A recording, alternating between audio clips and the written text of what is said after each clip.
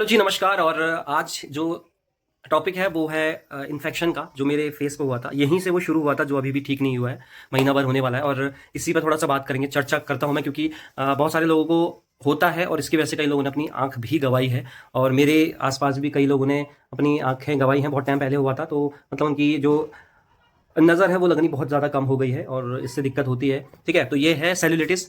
इसको eye infection ही बोलते हैं और आंखों में बहुत तगड़ा इन्फेक्शन होता है ये। अब इसका होने का कारण बहुत सारी चीज़ें हैं। होने के मतलब बहुत सारे कारण हो सकते हैं, क्योंकि आपका इम्यून सिस्टम कैसा है, इम्यून सिस्टम के कम होने पर भी अगर कभी पहले तबीयत वगैरह खराब होगी तो उस वजह से भी थोड़ा सा एक्टिवेट हो जाता है।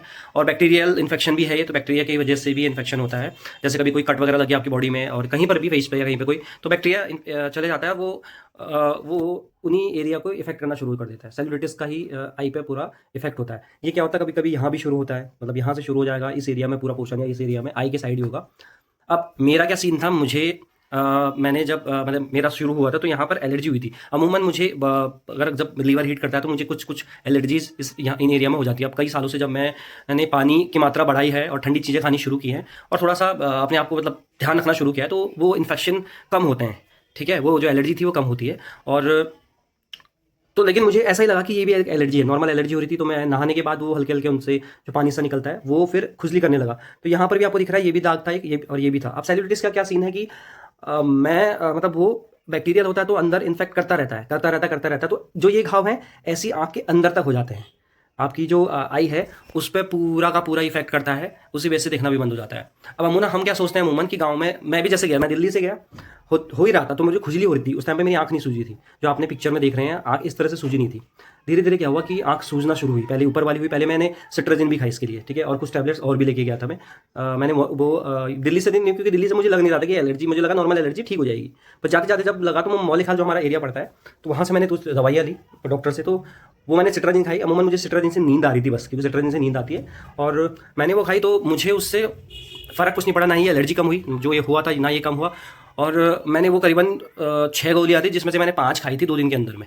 ठीक है, और कुछ सूजन की भी दवाई लेके गया था मैं। पहले दिन तो सिट्राजिन खाई थी, दूसरे दिन फिर मैं डॉक्टर के पास गया तो उन्होंने सूजन की भी दवाई दी थी। वो 5 दवाई मैंने सूजन की भी गोली खाई थी, जो कि अमूमन उन्होंने 3 टाइम बोला था मैं, लेकिन मैंने 5 टाइम खा ली थी वो, उससे भी बिल्कुल कम नहीं हुआ। तो मुझे थोड़ा सीरियस लगा। फिर घर में जो करते हैं, क्योंकि पहाड़ों में दिखता क्या मकड़ा हो गया। और एक चीज़ और बताऊं, जो पहाड़ में बोलते हैं कि मकड़ा हो गया, ये चीज़ हो गई, वो हमेशा होता है गंदगी से। आपने नहाया नहीं, आपकी स्किन से ही हो जाता है, तो उसके लिए इंजेक्शन लग जाते हैं। तो उसके लिए भी परेशान होने की जरूरत नहीं कि घर पे ये लगाओ, मंत्र के लगाओ, नहीं। आप डॉक्टर के पास जाओ, इंजेक्शन लगाओ, दवाई आती है और वो बहुत जल्दी ठीक हो जाता है, क्योंकि वो एलर्जी है। बट मेरा उससे बिल्कुल अलग था। तो जब सूजन कम नहीं हुई तो उसके बाद मैं निकला, और इस तरह से आप मेरा फेस देख ही सकते हैं। तो मैं निकला दिल्ली के लिए, फटाफट से दिल्ली जाने आते ही मैंने यहाँ भी क्लिनिक में दिखाया, उससे भी कोई इफेक्ट नहीं हुआ। और रात को मैंने दवाई खाई, उससे बिल्कुल कुछ भी फ़र्क नहीं पड़ा। मुझे टेंशन भी होने लगी, क्योंकि ये क्या हो गया पता नहीं था। तो मैं गया, उसके बाद फिर मैंने सीधा दीनदयाल हॉस्पिटल, यहाँ पर पड़ता है गवर्नमेंट हॉस्पिटल, इमरजेंसी में वहाँ गया। तो फिर उन्होंने जिस तरह से चेक करते हैं, अमूमन जिस तरह से चेक किया जाता है डॉक्टर ने, उन्होंने कैमरे से चेक किया मेरी आइज़ के, जो ये यहाँ पर क्या हो रहे थे, ये मतलब अमूमन सूजन जब होती है तो आंखें अलग सी होती है, लेकिन मेरा क्या हो गया था, ऐसा लग रहा था पानी जम गया होगा, छोटे छोटे बॉल जैसे हो गए थे। ठीक है, तो आइस पे जब पानी जमना शुरू होता है तो फिर उन्होंने आई पे चेक किया, मेरे 2 या 3 बार चेक किया, बहुत अच्छी तरीके से करीबन 15 मिनट तक चेक किया, आपके अंदर तक देखा सब कुछ।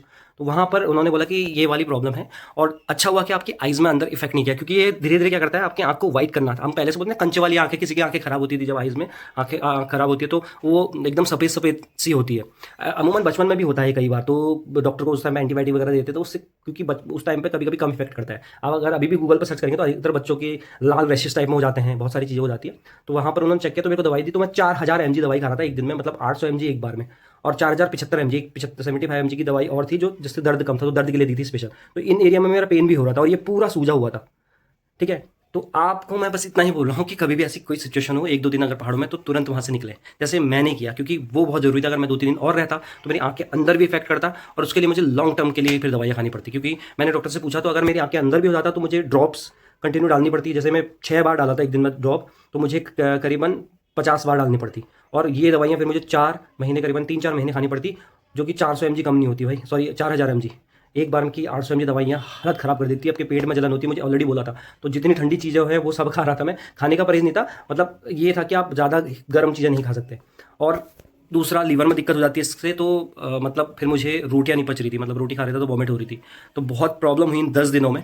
जब मुझे हुई थी, तो उसके बाद 10 दिन मुझे बताया कि मैंने कैसे खाया, कैसे रहा हूँ भाई, बहुत दिक्कत। खिचड़ी में जिंदा था मैं, तो हल्की फुल्की खिचड़ी खा रहा था। तो मैं ये कह रहा हूँ कि आपको इस तरह से कुछ भी हो, तो पहाड़ों में अगर आप हैं, मतलब कहीं भी हैं, तो आपको अगर उस दिन गाड़ी नहीं मिल रही है तो आप उस दिन जो भी करना आपको कर लो। अगर सूजन कम नहीं हो रही है, कुछ भी चीज़ें हैं जैसे सेलुलाइटिस जैसा ये इन एरिया काफ़ी तगड़ा है और मतलब ये काफ़ी तगड़ी चीज़ है, मतलब कोई छोटी मोटी बीमारी नहीं है। तुरंत डॉक्टर को सजेस्ट ही करते हैं कि तुरंत डॉक्टर को दिखाओ। मुझे डॉक्टर बोल भी रही थी कि आपने ठीक किया कि टाइम से आ गए। अगर टाइम से नहीं आते तो आइज़ के अंदर होने के बाद आपको और ज़्यादा इफेक्ट करता और बहुत ज़्यादा दिक्कत होती, वाइट करता शायद। और मुझे धीरे धीरे विजिबिलिटी हो रही थी कम, मुझे अभी भी हल्का फुल्का लगता है क्योंकि इसका इफेक्ट इतना लंबा रहता है।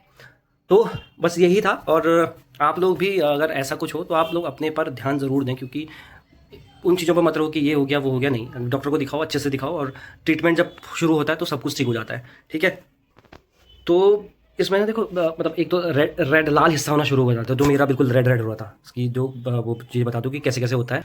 आपको हल्का फुल्का बुखार सा होगा तो वो मुझे लग रहा था, हल्का फुल्का फीवर सा।